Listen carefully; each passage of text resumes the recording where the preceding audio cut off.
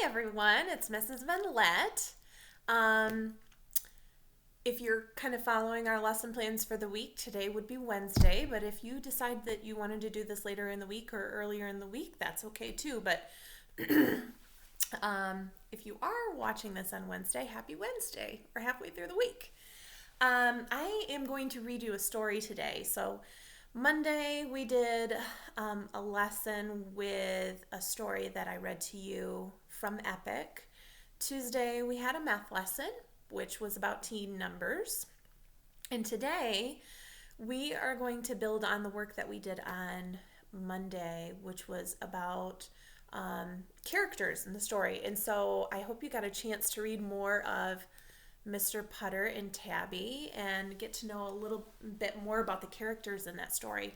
But we're going to talk about the characters in another story today. Today I am going to read to you A Frog Thing. And this is a story that my kids got back many, many years ago. And it's just a really cute story. And it's got some great character development in it. And so I thought maybe you'd like to hear it. This story is by Eric Drockman, and it's illustrated by James Muscarello. So this is A Frog Thing. Frank wanted to fly, but he was a frog, and frogs can't fly.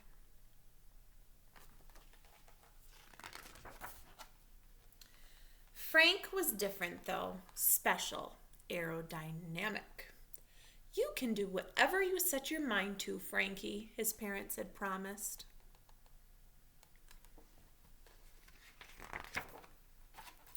So Frank set his mind to flying, but it was more like falling than flying, and everyone laughed at him. Take a look at this picture and see what he's doing. He's hiding under a lily pad because he's embarrassed. All those people on the shore, or all those frogs on the shore, they're laughing at him. How do you think that makes him feel? Tired and discouraged, Frank buried his head in his big webbed feet, and that's how Frank's parents found him. Frank explained his problem, and there was a long silence as they thought about how to respond. Frankie, started Frank's dad finally, when we said you could do anything you set your mind to, we meant any frog thing. See, flying is a bird thing, just like staying underwater forever is a fish thing. Yes, you should find a frog thing, said Mom. But I want to fly. I'm sorry, kiddo, but frogs can't fly, explained Dad. No, agreed Mom. We swim and we hop, but we don't fly. All right, so think about what you know about Frank so far in this story, right? What are some of the character traits about him? He seems very driven because he has a goal and he wants to accomplish it, right? So he's one of those types of frogs that is very motivated. He really wants to do something, and he's not gonna quit until he can. They don't understand, he thought. We understand, they said, and patted Frank's shoulder.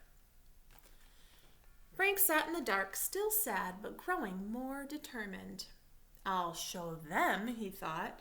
I'll learn to fly, and I'll fly right over the pond.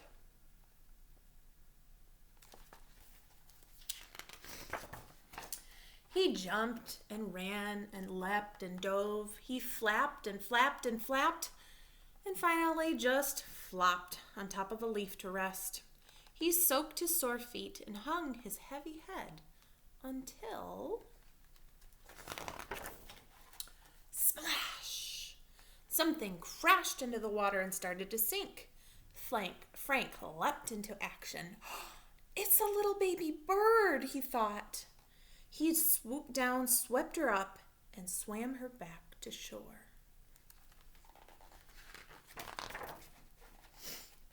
The nervous mother bird hugged her baby tight. The baby coughed, then wheezed, then opened her eyes, safe and warm in her mother's wings. The mother bird turned and kissed Frank right on the cheek. He was very surprised and a little embarrassed. Thank you, she chirped. What a great swimmer you are. How can I ever repay you? Oh, it was nothing, ma'am, said Frank, for he was a very polite and modest frog. Please, I want to do something for you. Anything.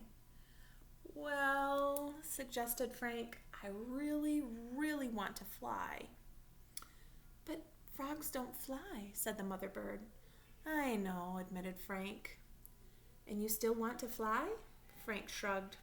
I've set my mind to it.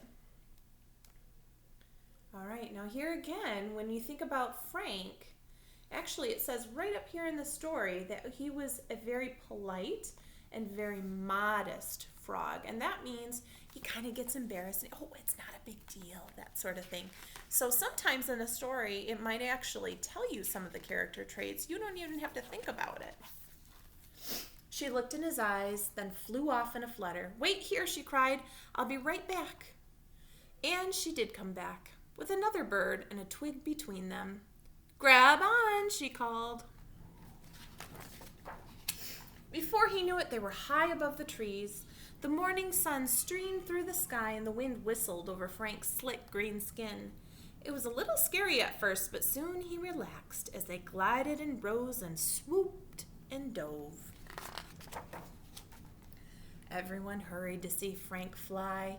They watched from the bank as he and the birds passed high overhead.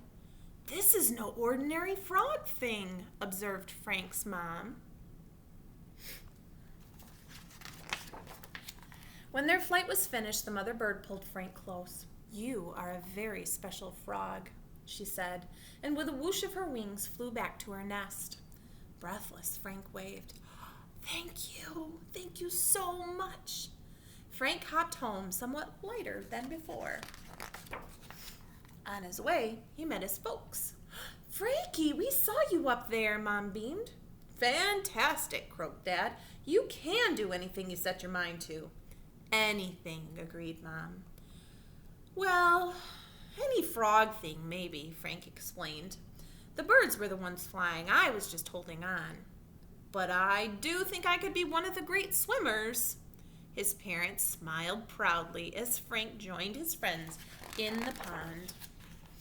Frank had wanted to fly, but he was a frog, and frogs can't fly, but they sure can swim. I like how they drew a picture of him in the water from underneath, so you can kind of see that the way frogs swim the water is a lot like how birds fly through the air, right? We all have our different things that we're good at, and we should be proud of those, just like Frank was proud of the way he can swim.